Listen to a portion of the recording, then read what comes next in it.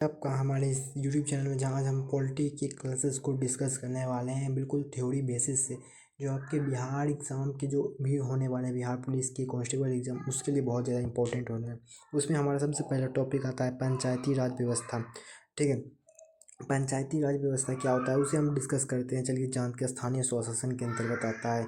यहाँ से 2 या 3 आपके क्वेश्चन फिक्स हैं कि आपके एग्ज़ाम में आएंगे। तो यहाँ से अगर आप कर लेते हैं अच्छे से, एक बार सिर्फ सरसरी निगाहों से ही देख लेते हैं, तो आपके 2 या 3 मार्क्स आप आसानी से टिक करके आ सकते हो बिहार पुलिस के एग्ज़ाम में। और एक मार्क्स बहुत ज़्यादा इंपॉर्टेंट होता है किसी भी एग्ज़ाम के लिए। तो चलिए, आई होप अगर वीडियो पर नए हो, पहले ही बार आ रहे हो, तो प्लीज़ लाइक और सब्सक्राइब कर अपने दोस्त में ज़रूर शेयर करना।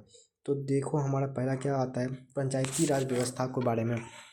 स्वतंत्रता उपरांत थी 1947 में बिहार में पंचायती राज व्यवस्था के संबंध में अधिनियम बनाया गया। देखो, हमारा देश जब 1947 में आज़ाद हुआ, तब उसी समय बिहार में भी पंचायती राज व्यवस्था के संबंध में अधिनियम बनाया गया था, लेकिन वो औपचारिक नहीं था, बस एक काम चलाऊ था।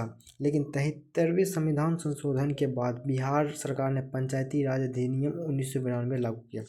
तो एक तो यहाँ से क्वेश्चन क्या पूछ सकता है कि बिहार में पहली बार पंचायती राज अधिनियम कब लागू हो गया, तो 1992 में। और कौन से संविधान संशोधन द्वारा पूछा जाए तो वो हो जाएगा 73वें संविधान संशोधन के द्वारा हमारा जो बिहार में पंचायती राज अधिनियम लागू किया गया। और ये किसकी सिफारिश पे, देखिए, एक है बलवंत राय मेहता। ये बहुत ज़्यादा वीवीआई है, क्योंकि आपका एग्जाम में पूछा जा चुका है।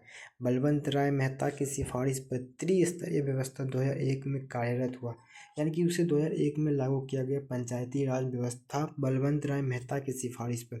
ये स्टार मार लीजिए, क्योंकि यहाँ से आपके क्वेश्चन बन सकते हैं। किस कमेटी की सिफारिश पर त्रिस्तरीय व्यवस्था लागू किया गया, तो वह था बलवंत राय मेहता की सिफारिश पर। ठीक है, अगला है हमारा पंचायती राज व्यवस्था को और अधिक सशक्त बनाने के लिए पंचायती राज अधिनियम 2006 लागू किया गया।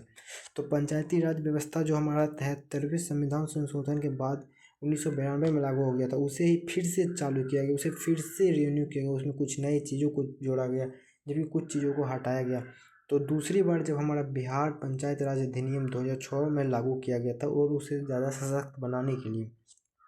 अगला हमारा देख लेते हैं, अगला क्या कह रहा है। अगला है पंचायती राज अधिनियम 2006 के मुख्य प्रावधान निम्नलिखित हैं। देख लेते हैं एक बार अब ठीक से क्या है, इसके कौन कौन से प्रावधान होते हैं पंचायती राज व्यवस्था में जो 2006 में लागू किए गए। तो इसके 3 स्तर थे। आपको पता है कि बिहार में अगर पूछे पंचायती राज कैसा है, तो यहाँ पर 3 स्तरीय हैं।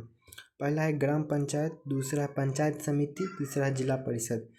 एक ग्राम पंचायत होंगे, दूसरा पंचायत समिति होंगी, तीसरा जिला परिषद होंगे। यानी कि हमारा जो बिहार में पंचायत है वो त्रिस्तरीय पंचायत है।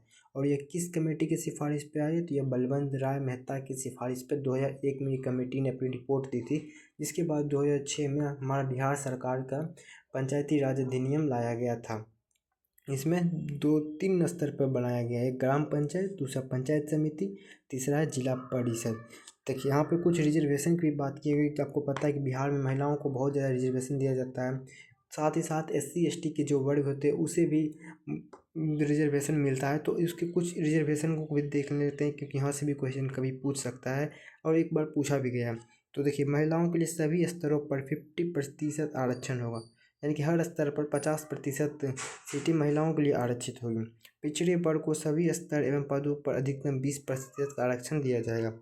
अनुसूचित जाति अनुसूचित जनजाति वर्ग को सभी स्तर पर जनसंख्या के अनुपात में आरक्षण को प्राप्त करेंगे।